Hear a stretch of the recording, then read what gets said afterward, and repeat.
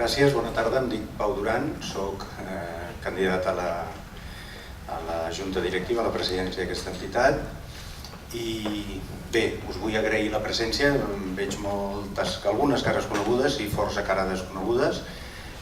Me n'alegro que es vagi omplint de socis de l'Orfeó. Nosaltres som...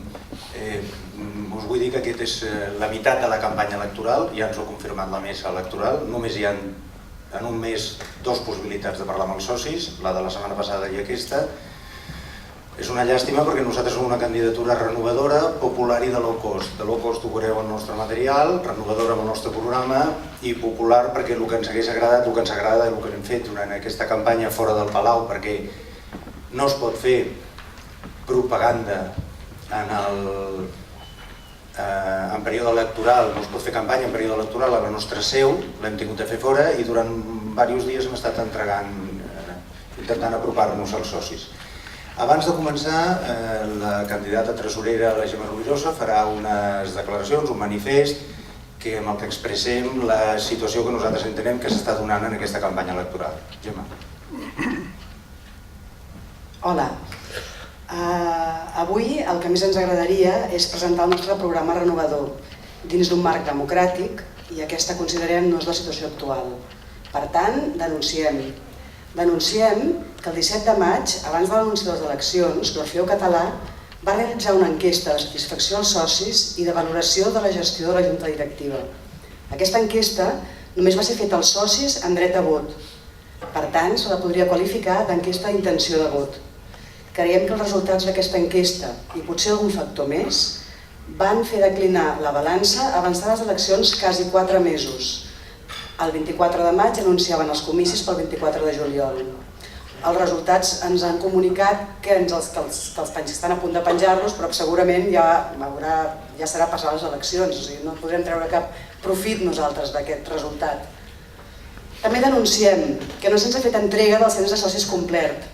El cens el tenim penjat d'uns fulls grapats en un taulell de notícies al costat de les notes sindicals dels treballadors, en un passadís estret, petit i amb poca llum.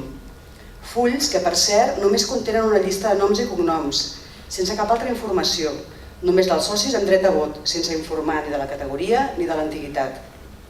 Tots els socis de l'Orfeó rebeu habitualment cartes al vostre domicili. Avui mateix n'heu rebut una. Amb el que ja podeu imaginar que no hi ha cap impossibilitat tècnica de facilitar a la nostra candidatura un cens en condicions. Nosaltres no ens podem comunicar amb vosaltres, no ens deixen.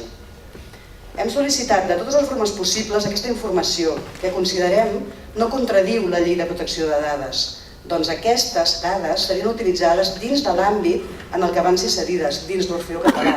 No farem res més que comunicar-los amb els possibles votants, no anirem amb aquestes dades escampar-les per Espanya, per Barcelona, no té cap sentit aplicar aquí la llei de protecció de dades.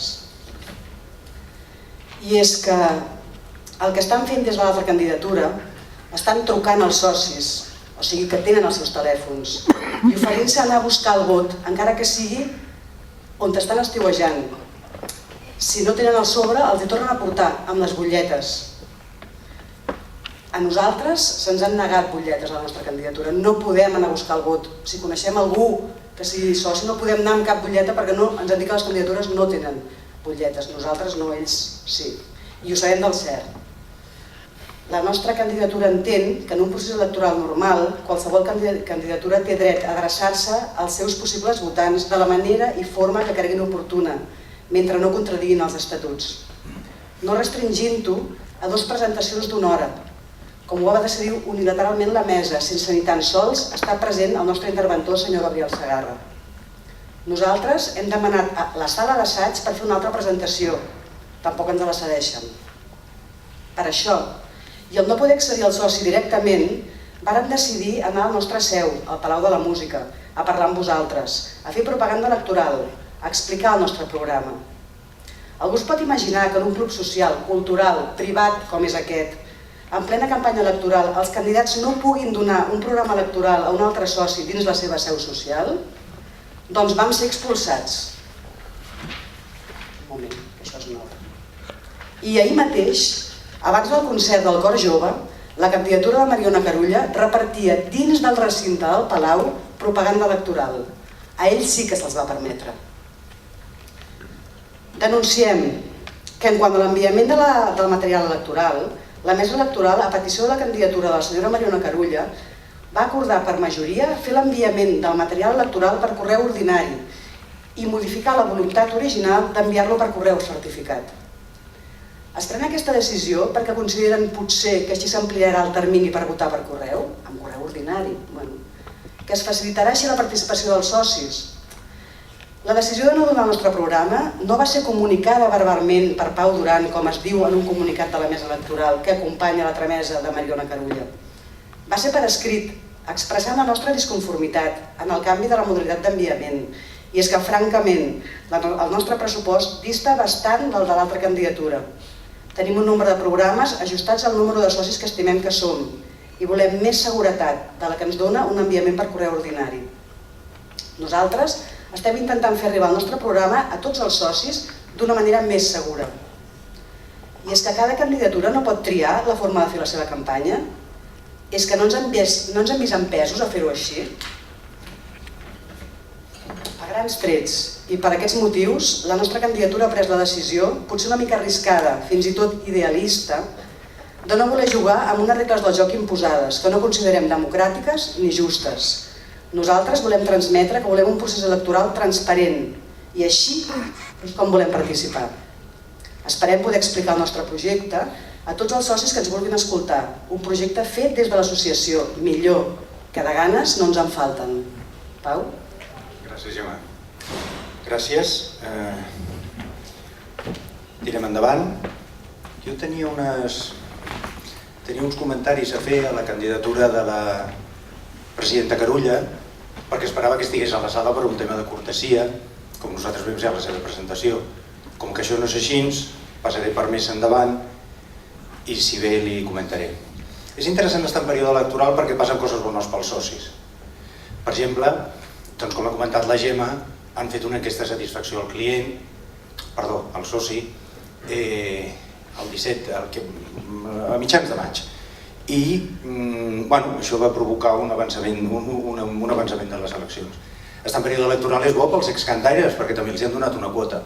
Els han donat una quota que aparentment és un moviment estratègic. Cal recordar que l'assemblea de socis va ser 2 mesos abans, que era el moment de plantejar les quotes, i aquesta junta directiva no ho va fer. Potser té a veure amb l'avançament de les eleccions. També està bé que s'avancin les eleccions perquè per fi els socis tenim un espai reservat. La presidenta Carulla, en una carta que va distribuir ahir la nit sobre unes manifestacions meves, diu que l'espai exclusiu pels socis és el fet que l'edifici és exclusiu.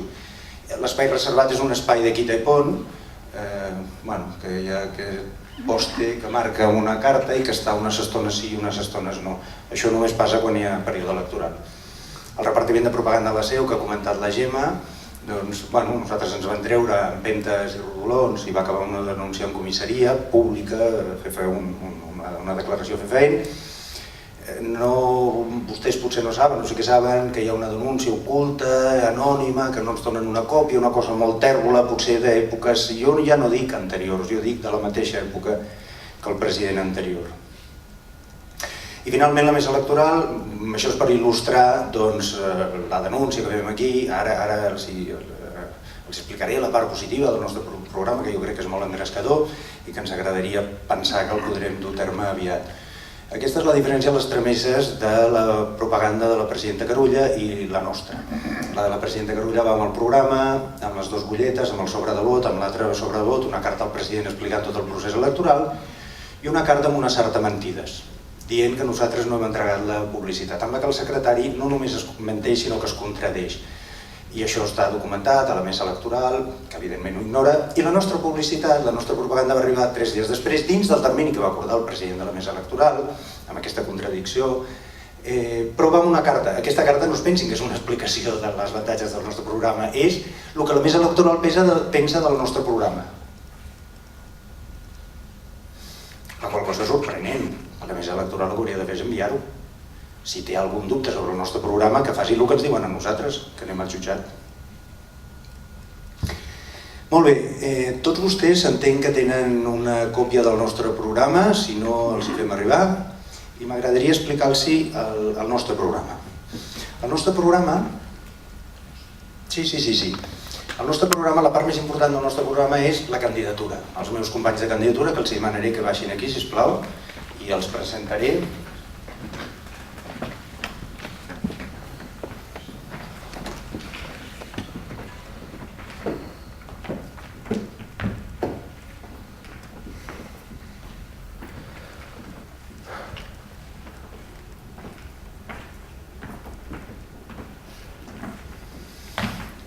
Nosaltres som socis de l'Orfeó, i això és el que ens agrada definir-nos, socis de l'Orfeó. Vostès són socis de l'Orfeó, alguns de vostès de fa molts anys, nosaltres hem tingut responsabilitats amb juntes directives anteriors i nosaltres ens agradaria tornar a tenir-les.